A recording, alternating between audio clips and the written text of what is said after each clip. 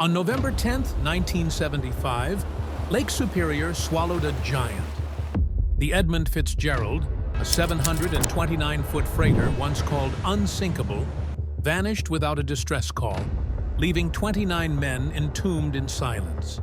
The Edmund Fitzgerald vanished beneath the raging waters of Lake Superior. For decades, families lived with questions that no search, no diver, no report could answer. The ship broaching to and possibly capsizing, or else just breaking in half and splitting apart. Theories piled up, but the truth lay hidden in the black water, sealed away by time and pressure. Now, almost 50 years later, an AI-driven underwater scan has exposed what really happened. Broke open on the surface and flooded simply because her hull broke in half, and of course ended up in two pieces. What it found was not just mechanical failure or bad luck. It uncovered a nightmare no one was prepared to face. The ship that couldn't sink, and the men who never said goodbye. The SS Edmund Fitzgerald was not just another ship. When she was launched in 1958, she was the largest vessel ever built for the Great Lakes, stretching 729 feet from bow to stern. Her size and strength set her apart from the beginning. She was called the pride of the American side, and for the men who sailed her, she lived up to that name. She was not seen as fragile or uncertain. She was the symbol of everything the shipping industry believed it had mastered: safety, power, and reliability. For 17 years, the Fitzgerald built a reputation that made sailors trust her completely. She hauled millions of tons of iron ore without serious trouble. She broke records for speed and efficiency. She became the ship every man wanted to serve on because she seemed unshakable. Some families even took comfort in knowing their loved ones were on her decks. If any vessel could withstand the violence of Lake Superior, it was her. That trust grew into loyalty. Several crewmen stayed with the Fitzgerald for more than a decade, which was unusual in shipping where men often moved from one vessel to another. They stayed because the ship never gave them reason to doubt her. They believed in her steel. They believed she was unbreakable. That bond made her more than a workplace. She was part of their lives. Among the 29 men who boarded her final voyage were fathers with young children waiting at home, husbands who promised to be back before Thanksgiving, and sons whose parents trusted that their lives were in safe hands. The men said their goodbyes quietly. Some kissed their families. Others gave quick waves and carried on, because leaving on the Fitzgerald was not an extraordinary event. It was their job, and she had carried them home every time. They walked up her gangway, not thinking of danger but of the pay waiting at the end of the run, and the lives they would return to. No one saw the weight of what was coming. For the men who stepped onto the Fitzgerald that day, the ship they loved and trusted would not carry them back. She would hold them forever, sealed beneath the waters they thought she could master. The storm that killed the unkillable.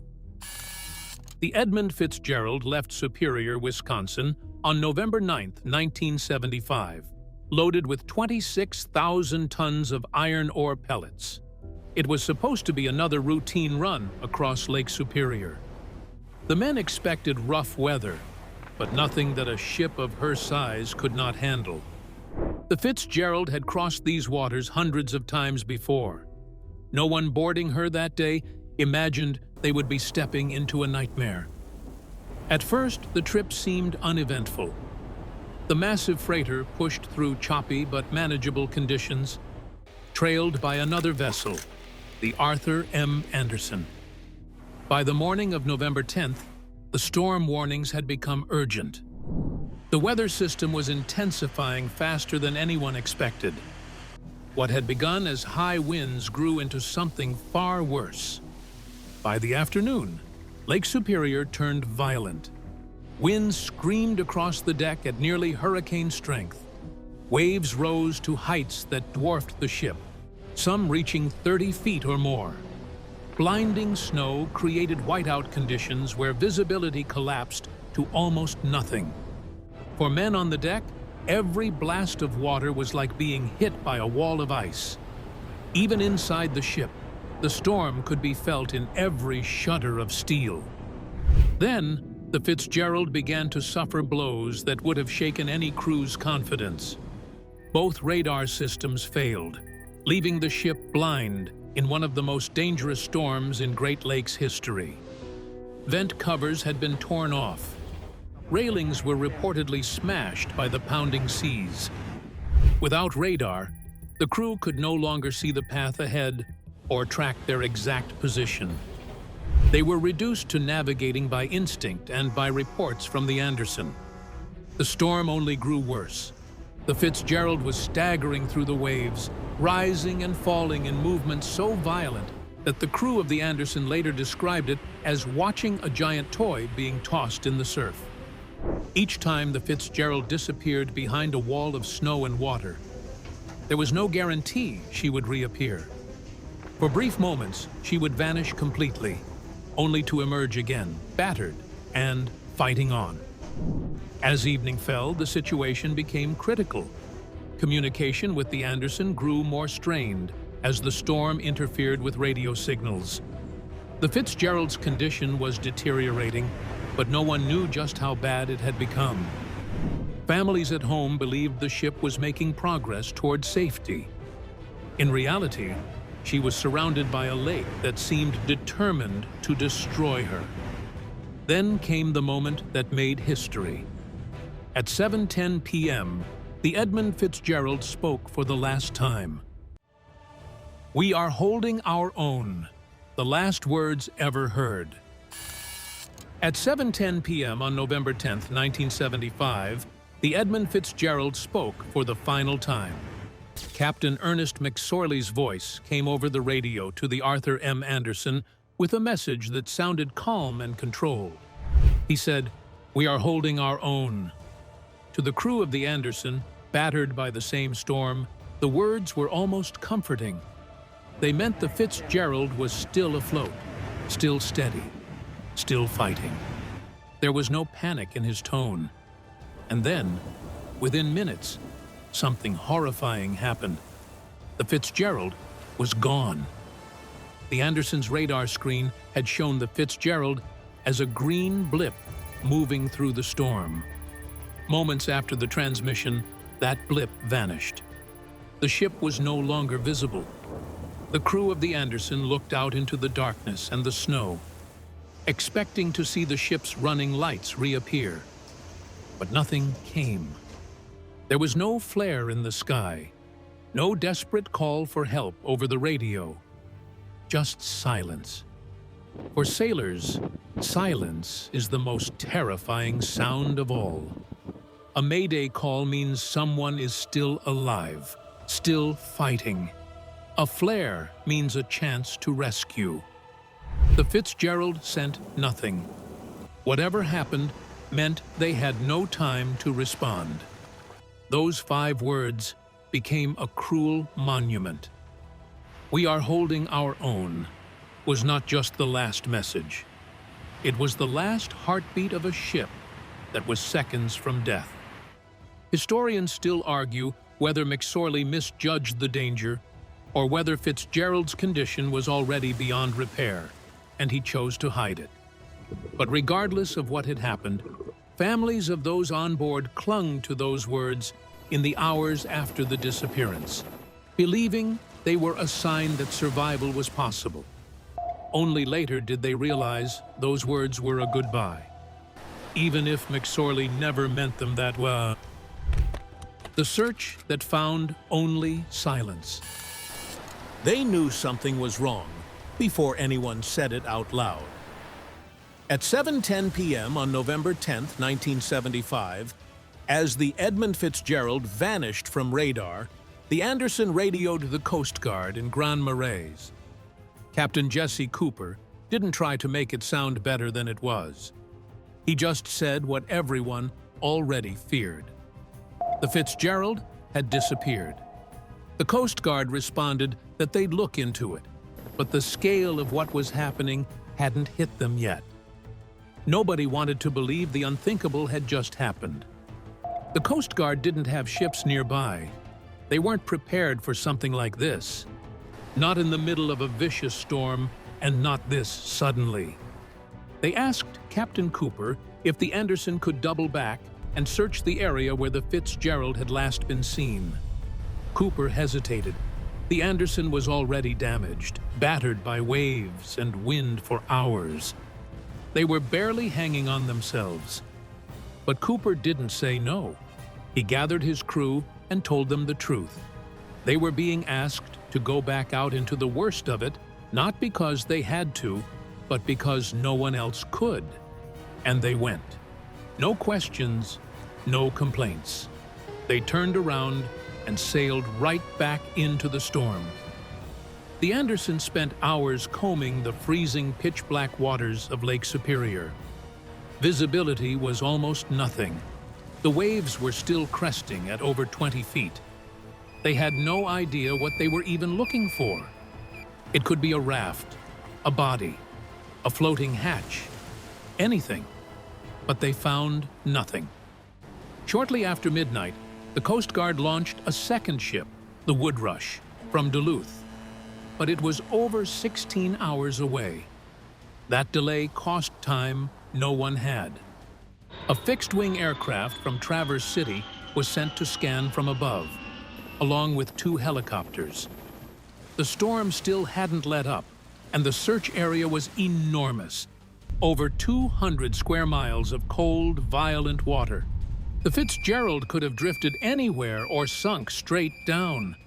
By the morning of November 11th, reality started setting in. They weren't going to find anyone alive.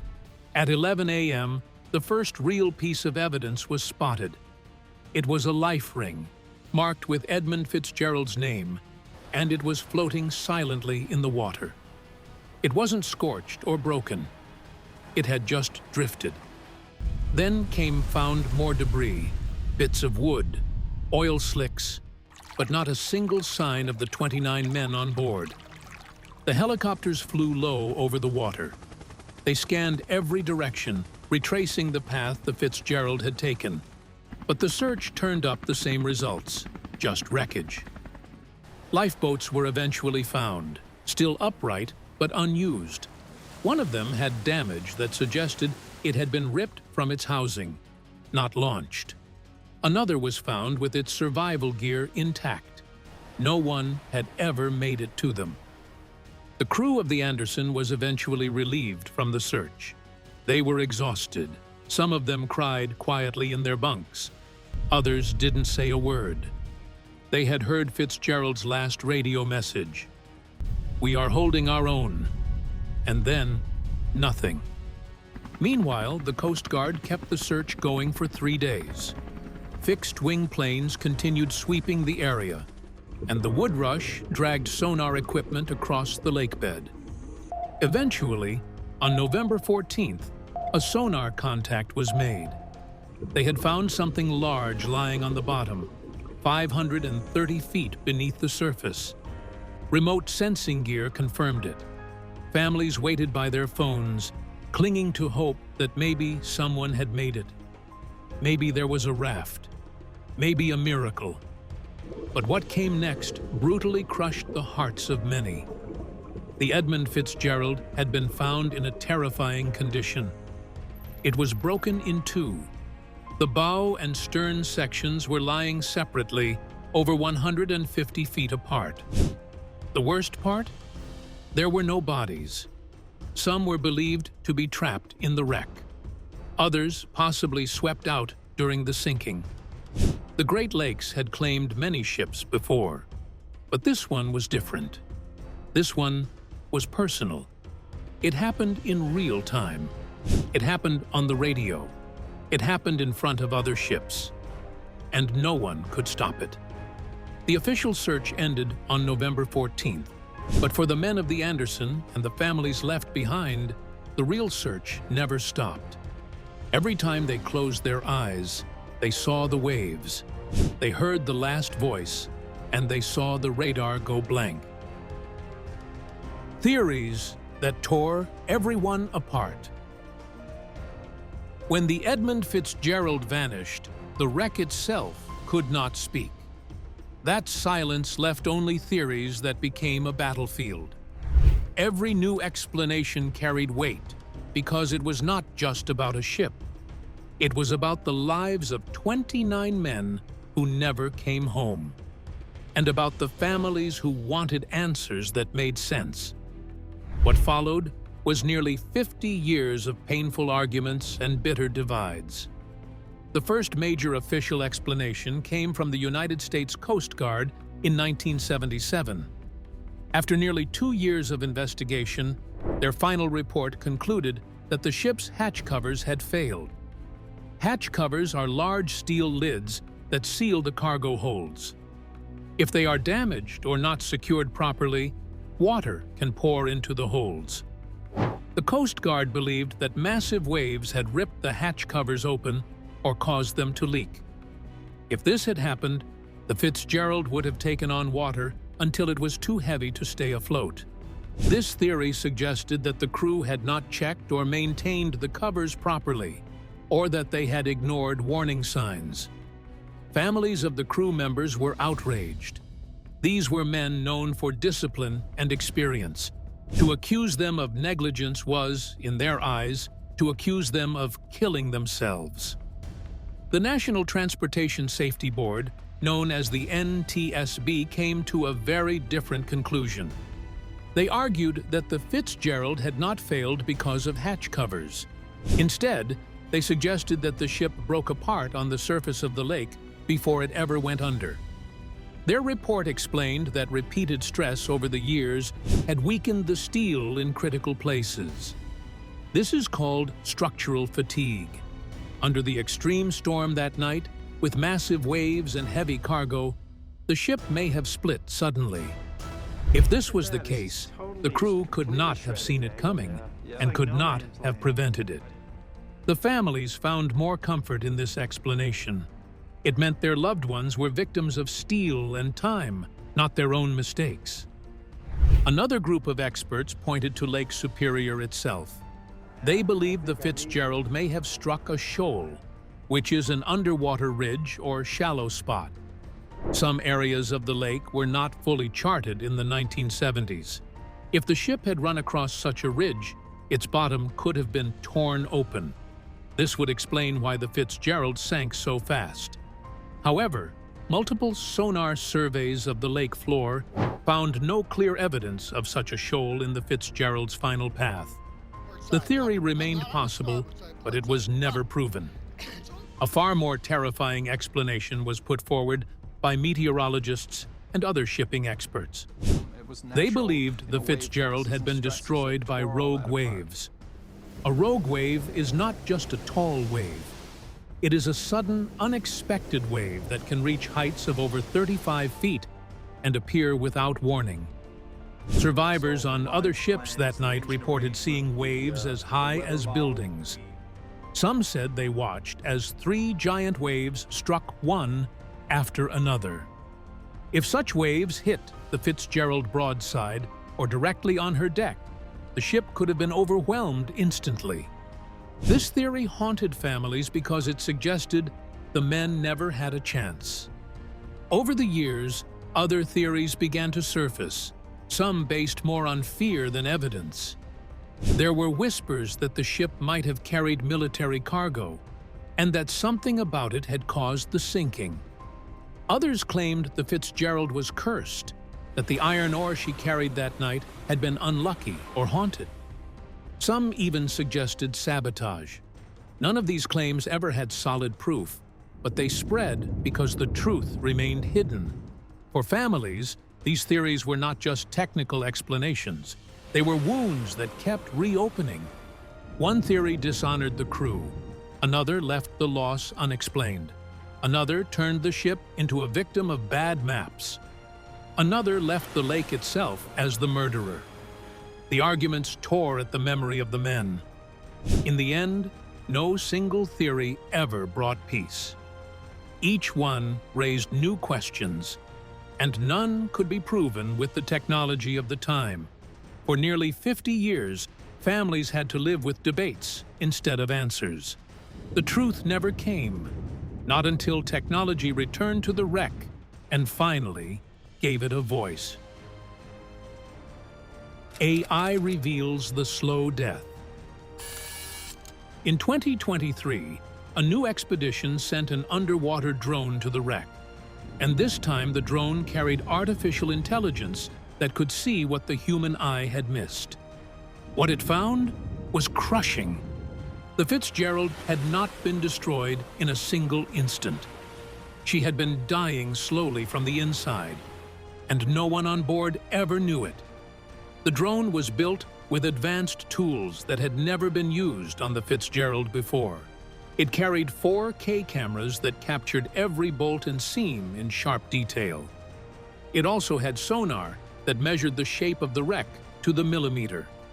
Most important of all, it had AI processors that could analyze what the cameras and sonar were finding in real time. Instead of a human team trying to interpret the wreck, the AI could detect structural problems instantly. When the drone reached the forward cargo hatches, the engineers watching the live feed froze. They expected to see steel clamps holding the hatch covers tightly in place. What they saw instead was horrifying. Several clamps were gone completely. Others were bent backward, as if they had been forced open by immense pressure. This was not random damage from the sinking. The missing clamps followed the layout of a maintenance zone that had been repaired years before the disaster. The AI compared the clamps still in place with records from earlier inspections. It detected that some were not original parts. They had been replaced at some point with weaker substitutes. The replacements may have looked secure on the surface, but under the stress of Lake Superior's storm, they could not withstand the pressure. Families who had always defended the crew were right. It was not the men who failed. It was the steel that betrayed them. As the drone moved further, another discovery tore away any hope that this was a sudden accident. One of the vent pipes was missing completely. Where there should have been a sealed pipe protecting the hold, there was now a hole 4 inches wide.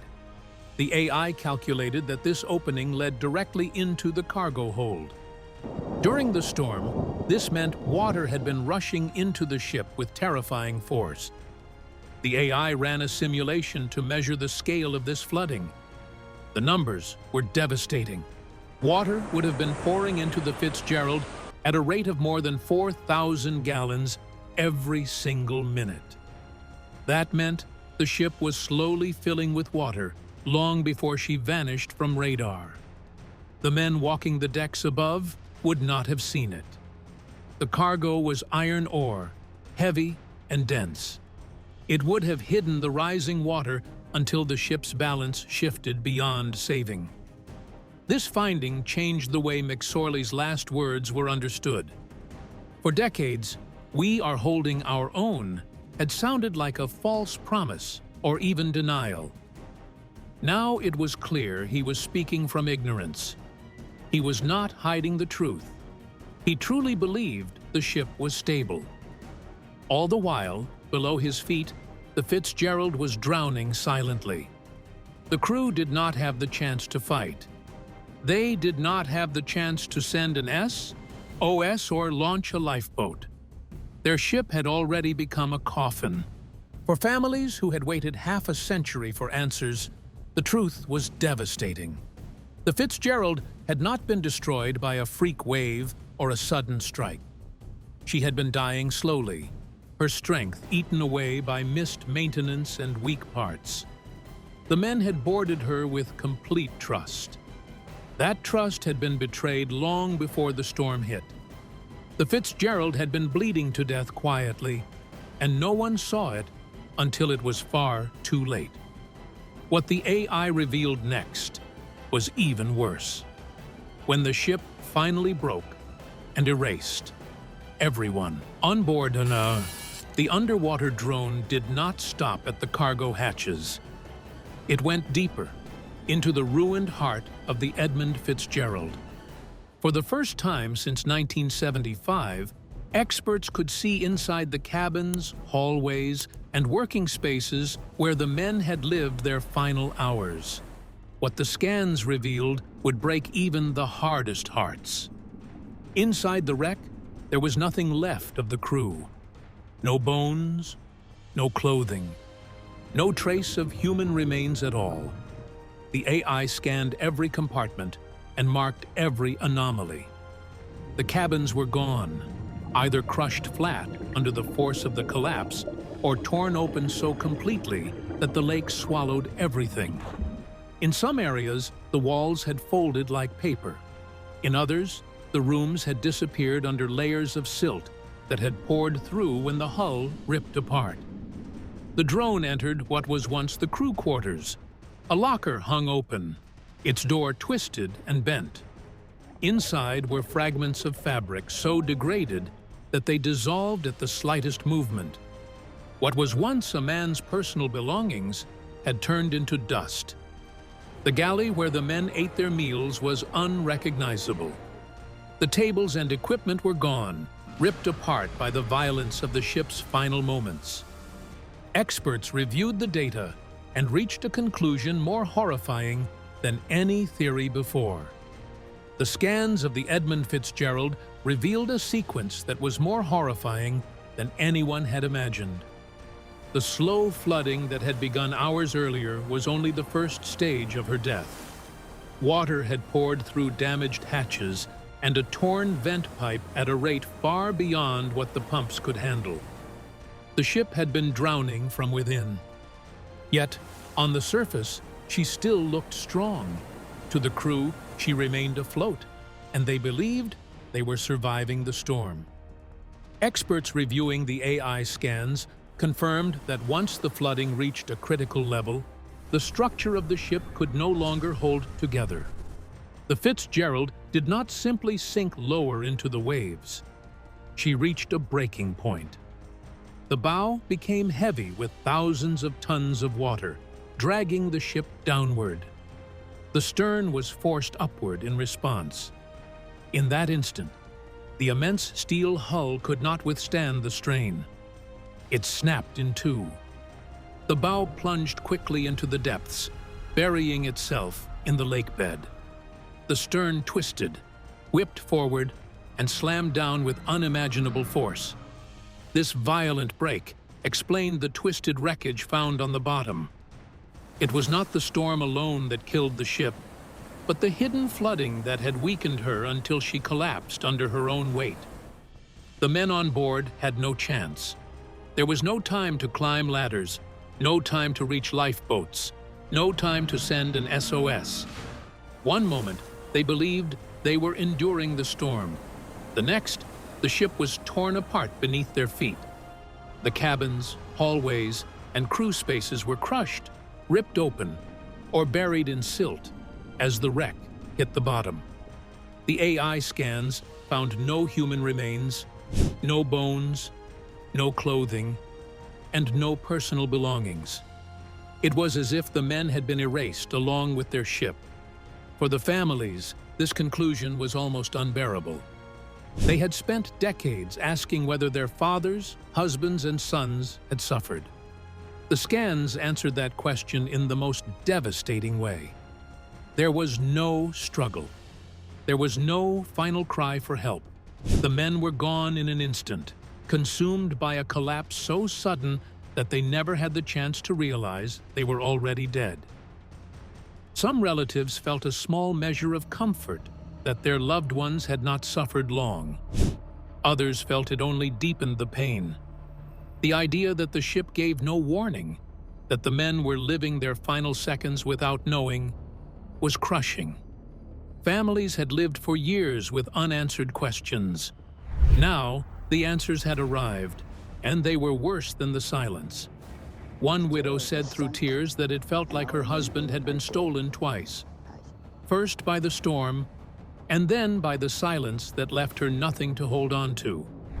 But while the AI gave long-awaited answers, it also raised one last devastating question. The truth was no longer about only the Fitzgerald. It was about every ship like her, and whether any of them were ever truly safe. The truth that terrifies experts.